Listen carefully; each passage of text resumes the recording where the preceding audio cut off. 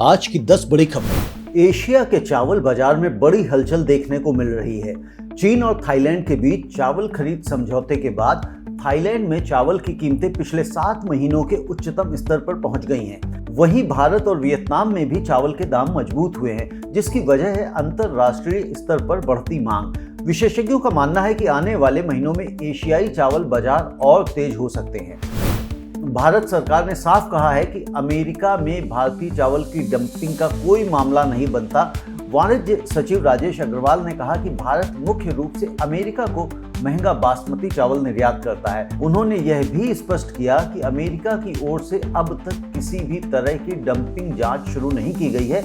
यह बयान ऐसे समय आया है जब अंतर्राष्ट्रीय व्यापार में भारत पर सवाल उठाए जा रहे हैं।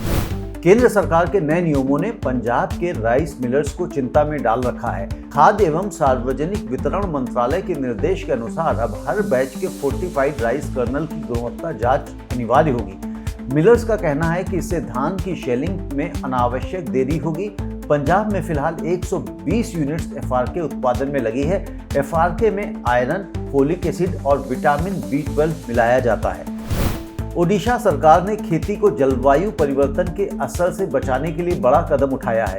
कृषि एवं किसान सशक्तिकरण विभाग ने क्लाइमेट स्मार्ट एग्रीकल्चर अलायंस को औपचारिक रूप देने के लिए उच्च स्तरीय कार्यशाला आयोजित की। इस पहल में CSTEP और CMS जैसे संस्थान शामिल हैं। इस अलायंस का उद्देश्य है मिट्टी और जल संरक्षण, जलवायु सहनशील फसलें, डिजिटल टूल्स, डेटा आधारित योजना और सरकारी व निजी निवेश को बढ़ावा देना। तेलंगाना सरकार किसानों के लिए एक बड़ा डिजिटल कदम उठाने जा रही है। राज्य सरकार जल्दी ही फर्टिलाइजर बुकिंग ऐप लॉन्च करेगी, जिससे किसान मोबाइल ऐप के जरिए यूरिया खरीद सकेंगे। इस एंड्रॉयड ऐप का ट्रायल पेडापल्ली और 10 अन्य जिलों में सफल रहा है। खरीफ सीजन में यूरिया की कमी को लेकर हुई आलोचना के बाद यह फैसला लिया गया है। राज्यव्यापी लॉन्च अगले सप्ताह होने की उम्मीद है।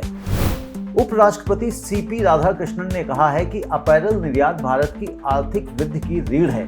उन्होंने कहा कि यह क्षेत्र विकसित और आत्मनिर्भर भारत के लक्ष्य को हासिल करने में अहम भूमिका निभाएगा। नई दिल्ली में AEPC के वार्षिक पुरस्कार समारोह में बोलते हुए उन्होंने निर्यातकों की सराहना की।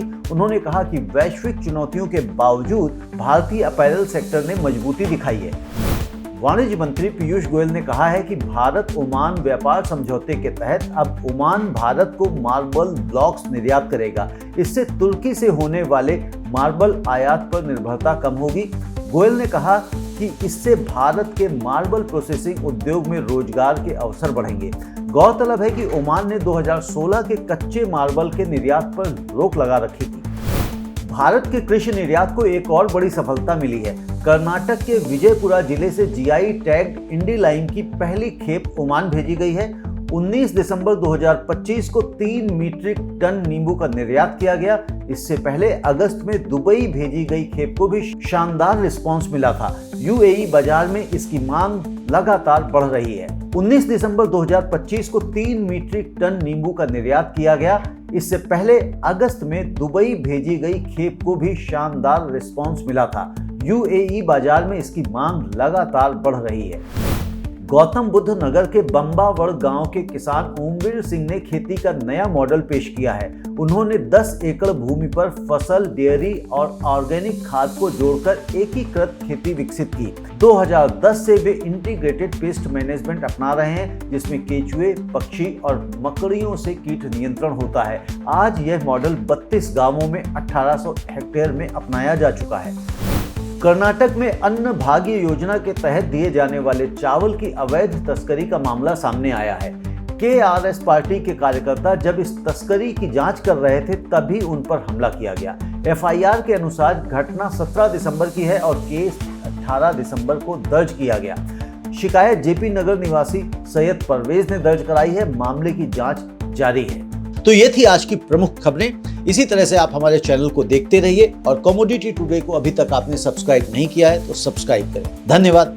नमस्ते।